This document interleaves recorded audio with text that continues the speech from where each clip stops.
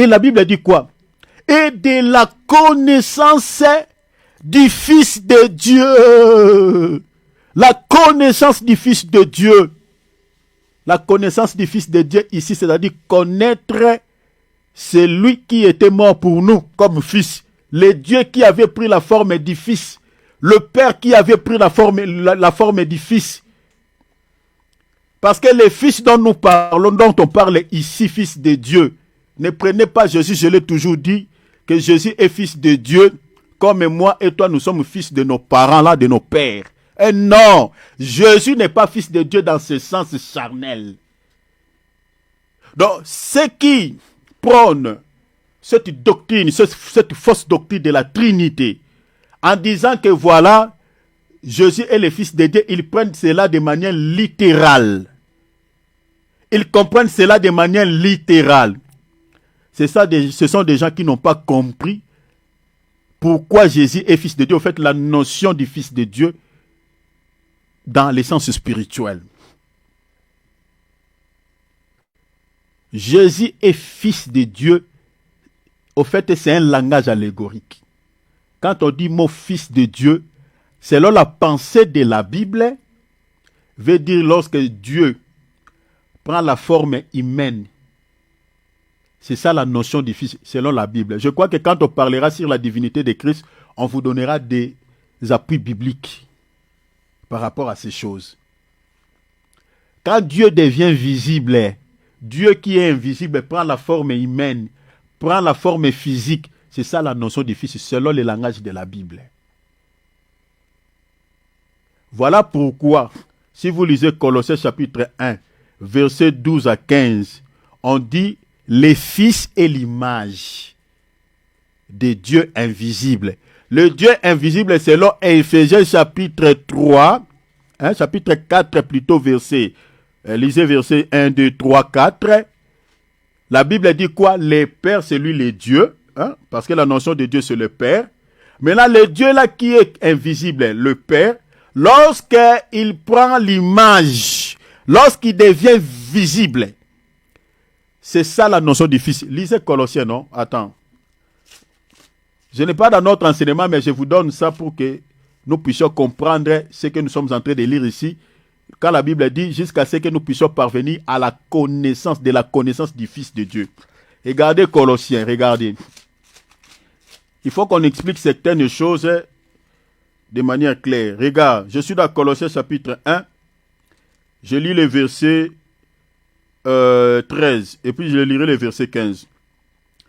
Qui nous a délivrés de la puissance des ténèbres et nous a transportés dans le royaume du Fils de son amour. Fils de son amour, c'est-à-dire Jésus, du Fils de son amour. Maintenant, verset 15, la Bible dit, les fils et l'image du Dieu invisible. On dit l'image, on ne dit pas réalité. Une image n'est pas une réalité.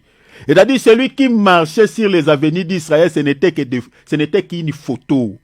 Ce n'était pas la réalité, ce que les gens touchaient là. C'était l'image. On dit l'image d'une réalité qui était cachée. C'est ça ce qu'on appelle la notion du Fils. La notion du Fils, c'est l'image d'une réalité qui est cachée. Donc quand on dit Jésus est Fils de Dieu, bien aimé, je l'ai dit, bien que je dis là, mais il y a des gens qui vont continuer à ne pas croire. Bon, on prêche pour ceux qui sont des nôtres. Que Dieu nous aide. Que Dieu nous aide. La notion du Fils, c'est-à-dire lorsque Dieu prend la forme physique, c'est ça ce qu'on appelle Fils. C'est-à-dire Dieu invisible, il a pris une image. Et cette image-là, c'est ça ce qu'on appelle Jésus. C'est cette image qui était apparue à Abraham. Genèse 18. C'est la même image. Remarquez même lors de son baptême. Jean était en train de baptiser Jésus, le fils là. La Bible a dit une voix qui s'est fit entendre depuis quoi? Depuis le ciel, non? Que celui-ci est mon fils. La voix là, si ça sortait vraiment du ciel, est-ce que cette voix là allait dire que celui-ci ou celui-là? Nous lisons les Français, non? Si la voix là sortait réellement du ciel, allez dire quoi? Celui-là est mon fils bien-aimé parce que ça sortait de loin. Mais pour attester que la voix là sortait de lui-même, il dit c'est lui-ci. C'est-à-dire la voix là ne sortait pas du ciel. Mais c'est les gens qui entendaient que la voix sortait du ciel. Pour attester que cette voix là sortait dans ces corps-là, que c'est lui-là. C'est pour cela qu'il a dit à Philippe, celui qui m'a vu a vu le Père. Regardez, je termine ici. Vraiment, mon minute est épuisée. Désolé pour le dépassement. De la connaissance du Fils de Dieu, la Bible a dit quoi? À l'état d'homme fait. Est-ce que vous voyez cela?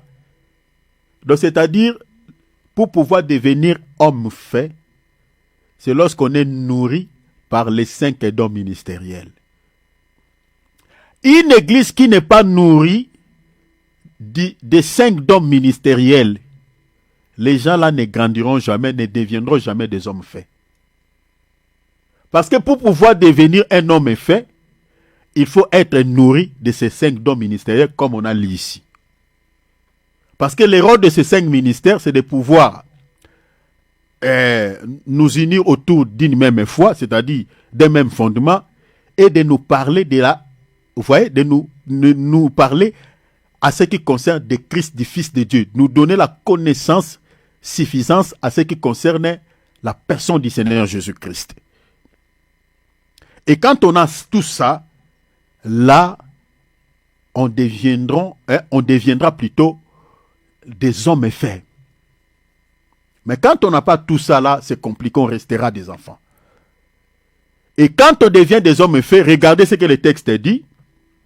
À la mesure de la stature parfaite de Christ, verset 14, afin que nous ne soyons plus des enfants flottants et emportés à tout vent de doctrine par la tromperie des hommes, par l'air risque, dans l'air moyen de séduction. Vous voyez, donc un homme fait ne peut pas être emporté par tout vent de doctrine qui souffle dans ce monde. Est-ce que vous avez vu ça?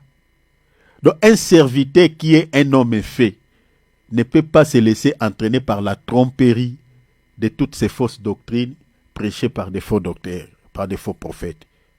Même un enfant de Dieu qui est devenu un homme fait ne peut pas s'égarer par les fausses doctrines.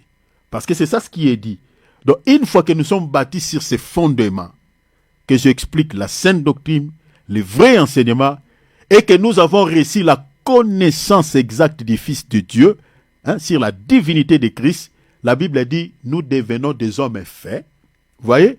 Et à ce moment-là, peu importe ce que l'ennemi peut nous présenter comme une fausse doctrine, nous ne serons jamais des enfants flottants. Nous n'allons pas être emportés par ce vent de doctrine. Nous ne serons jamais se laisser entraîner par la tromperie. Mais ceux qui se laissent entraîner par la tromperie des faux prophètes, ce sont des gens qui sont encore enfants, qui n'ont pas l'expérience de la parole de la justice, sont incapables de discerner les fausses doctrines et la sainte doctrine. Donc, il faut être nourri de ces 5 dons ministériels. C'est très important. Peut-être vous allez se demander, mais dans une église où, par exemple, le ministre, il n'y a pas les 5 dons ministériels. Dans une église où il n'y a pas les 5 dons ministériels, le ministre là, le ministre qui se trouve dans cette église-là, s'il est vraiment ministre authentique, qui était au conseil de Dieu et qu'il a été appelé par Dieu pour pouvoir les servir, peut prêcher comme, s'il est pasteur, il peut prêcher comme un prophète, il peut exercer tous les 5 dons ministériels, lui-même, dans l'attente que le Seigneur puisse pouvoir envoyer les autres ministres. Il peut prêcher comme prophète s'il est pasteur, comme moi là, je suis évangéliste, mais je peux prêcher aussi comme un prophète. Je peux prêcher aussi comme un apôtre. Je peux prêcher aussi comme comme un pasteur. Parce que le Seigneur m'a fait grâce de comprendre comment prêcher comme un pasteur, comment prêcher comme un prophète. Parce que quand on parle du ministère prophétique, il faut être capable de parler sur les prophéties. Je le fais et je le fais et je continuerai à le faire. Vous voyez? Mais si par exemple nous avons des prophètes, nous avons des docteurs, moi je reste dans mon ministère, ça on peut laisser ça aux spécialistes de ces domaines-là qui sont spécialisés par rapport à ces domaines. Parce que les ministères, c'est aussi la spécialité que Dieu a donnée à chaque ministre. Mais un ministre qui n'a pas la capacité de prêcher comme les autres ministres, donc ce ministre-là, on peut dire qu'il n'a pas été dans les conseils de Dieu. Donc, c'est-à-dire, on peut remettre même son ministère à question. Parce que pour pouvoir faire des enfants de Dieu, des hommes faits, il faut les nourrir de ces 5 dons ministériels. Selon cette écriture d'Éphésiens chapitre 4, versets 11 à 14. Faire des enfants de Dieu, des hommes faits, afin que les enfants de Dieu ne soient pas ballottés, voyez, ou emportés par tout vent de doctrines, voilà, qui soufflent dans ce monde. Que le Seigneur de gloire nous bénisse. J'ai dépassé un tout petit peu les minutes. Vraiment désolé. Lit la Bible, il raisonne. On ne raisonne pas sur les Écritures. Les Écritures s'interprètent par elles-mêmes. Un verset de la Bible, pour pouvoir l'interpréter, il faut associer d'autres versets. C'est comme ça qu'on comprend la parole. Alors si tu as du mal à tirer une leçon spirituelle dans la Bible lorsque tu médites, c'est que tu es encore enfant, malgré le temps que tu as fait dans le Seigneur.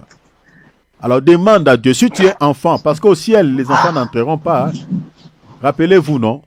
Ceux qui sont entrés au pays des Canaan, vous comprenez? Les enfants, tous les enfants, les femmes étaient restés. C'était des hommes. Ceux qui ont atteint la maturité. Ici, je suis dans un langage spirituel. Être enfant, c'est-à-dire tu es charnel. Être une femme, c'est-à-dire tu es dans la chair. Mais devenions des hommes faits, c'est-à-dire des hommes spirituels pour hériter le ciel. Cherchez à grandir sur le plan spirituel. C'est bien bon de prier 1 heure du temps, 3 heures du temps. Mais si tu n'as pas la connaissance de la parole de Dieu, l'état même que tu fais dans la prière, ça peut être des bruits aux yeux de Dieu. Parce que Dieu n'écoute pas nos mots, mais Dieu écoute sa parole dans la prière. Demande à Dieu qu'il te donne la capacité de manger la nourriture solide, de comprendre la parole. Quand tu médites la Bible, que tu la comprennes. Demande à Dieu cette capacité. Cela te permettra de devenir un homme fait et d'avoir